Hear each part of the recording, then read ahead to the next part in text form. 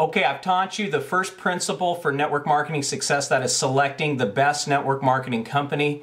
This is absolutely critical because if you spend 2 to 3 years of your time, energy, and money going to seminars, reading books, getting coaching, if you're in a company that's not going to be around in 2 to 3 years, you're wasting your time. So learn those principles. If you need help, go to my site, networkmarketingbook.com. Order the $39 course. This is 20 years worth of research, folks. I've spent a lot of time on this. Learn those principles so you can always select the best company yourself, and then use all those principles to attract top leaders into your company and show them by comparison and using those principles why your company is the best and how it compares to all the rest. Now, I promised 2 more secrets, 2 more principles for success. Here they are. I want you to write these down, get a pen out, get some paper, because these are absolutely critical. First of all, many people, many would-be successful network marketing distributors do a good job picking a company. They actually pick a great company, but they get stuck in a situation where they don't have any upline support. They have a sponsor that doesn't work or quits. They have an upline that is inactive, or they're not helpful. And so they're left to fend for themselves, and ultimately they get discouraged and many of them quit. As you've been involved with distributorships in the past, have you ever had a lousy sponsor or a lousy upline leader who just didn't work well with you? Most distributors end up with a sponsor or an upline team with the following undesirable qualities. Okay, first of all, they're never available when you need them. They're never willing to do 3-way calls or meetings or live events. They're incompatible with your personality, or they just you can't relate to them. Maybe they're short on honesty or short on integrity. Maybe they're an MLM junkie. They can just keep jumping from deal to deal and they try to bring you along with them. Maybe they lack people skills or presentation skills. Maybe they're a hothead. Maybe they get mad over little things and they have trouble controlling their emotions. Maybe they're a friend or a relative, and the whole reason they recruited you into the business is because they thought you were going to make them a lot of money, and as soon as you get involved, they go inactive, or they stop working, or they expect you to do all the work. Okay, I've had all these things happen to me over the years, and I'll tell you, it's not fun. For anyone who's ever been in one of these situations, you know as I do that selecting the right upline team is just as important as selecting the right company. Okay, now nobody's perfect, so the person who sponsors you in the upline team, they're not going to be 100% perfect. We're not looking for perfection here. We're looking for support. We're looking for compatibility. We're looking for somebody who's going to help us out. And there are some standards and principles that I've learned throughout my career that have helped me pick a supportive and helpful upline team and sponsor. And before we get into all those principles, I want to share with you something. This is a reality check that might help you. First of all, understand that the person who sponsors you in the business is probably not going to stay in the business. Now, that's just statistics talking here. I don't know who your sponsor is or who your sponsor may be in the future. And maybe they're a fantastic leader and they're going to take you right, help you right to the top. But statistics show that most people in network marketing become product users or quit because they didn't really realize that it's a business. They think it's a hobby. They think it's going to be fun and games, or they're in it for different reasons. They might be in it for the social reasons, for camaraderie, for the trips, for the fun, but they're not in it to work. They're not in it to build a business. And so you've made the commitment, they haven't, and they're going to go bye-bye. They're going to leave you. And so what happens? You basically default to the next person upline. So that person becomes your leader. Well, that person's probably going to quit too, and you go 3 generations up, they're probably going to quit too, or go inactive, or maybe they're just not helpful. So here's how you get around that. First of all, you immediately when you're getting into the business, you trace all the way upline and you find the top leader, the diamond, double, triple diamond person, whoever that top leader is, and see if there's some compatibility there with your upline leader.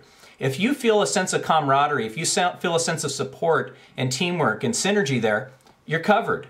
Because what will ultimately end up happening, and I don't mean to be discouraging, I don't mean to be, I've just been in this business for a long time, and this is what ends up happening.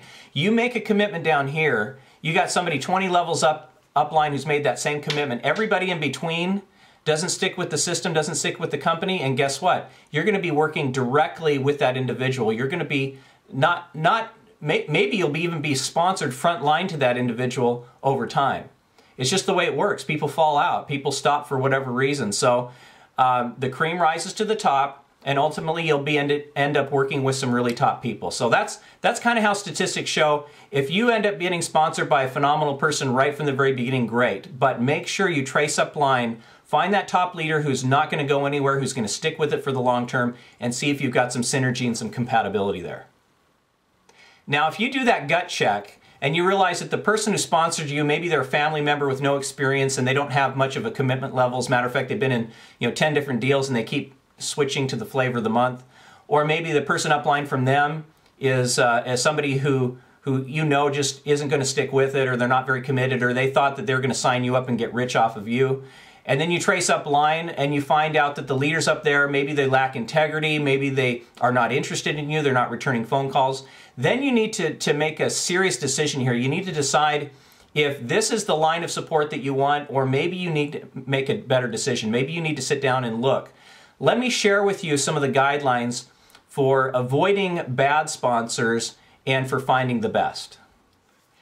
Now, becoming a good sponsor in network marketing is a lot like becoming a parent. It's very easy to become one, and lots of people do, but it's tough to be a good one. And some should have never become one in the first place. It's kind of like Planned Parenthood.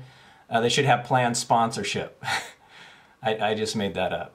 Some people are ideally suited for the job, but they're just not stepping up for whatever reason. Your job is to find out if your sponsor is really going to make a commitment to you and be an excellent sponsor and do what's required to be a team leader. Now, if you don't like the idea of some of us career network marketers being selective about who sponsors us and who our upline team is, you're probably one of those people who just hopes that you sponsor that superstar who makes you rich and you're not willing to really work for it. But what you need to understand is the word network marketing. In the word network, 4 of those letters, 4 out of the 7 are work. It takes a lot of hard work. Now, you don't need to be a supermodel or some kind of charismatic trainer or a PhD to sponsor top leaders all day long. But what you do need is to be committed to the long-term success of your distributors and your team. All you need is to communicate with them and constantly encourage them, and that makes you a responsible sponsor. Now, here are the qualities you do want in a sponsor. You want somebody with high moral integrity, moral fiber, ethical. They're committed to your brand. They're focused on that. They're passionate, yet they're in control of their emotions. They're not a hothead. They're positive. They're friendly. They're upbeat. They've got a good personality. They're helpful and they're cooperative. They're team players. They're skilled at making presentations and doing calls on the phone. They're excellent at resolving conflicts. They're available for assistance on a regular basis, and they have good knowledge of the product, the company, the leaders involved. They have good relationships with the top leaders above them, and they're focused on promoting the network marketing company and brand, not their own tools. Secret number 2, take time to scrutinize and select a responsible sponsor and an upline leadership team. This confidence that you have in your upline will spill out over everything that you do, giving you the ability to become a sponsoring machine. Take the time to find a team that you can make a lifetime commitment to.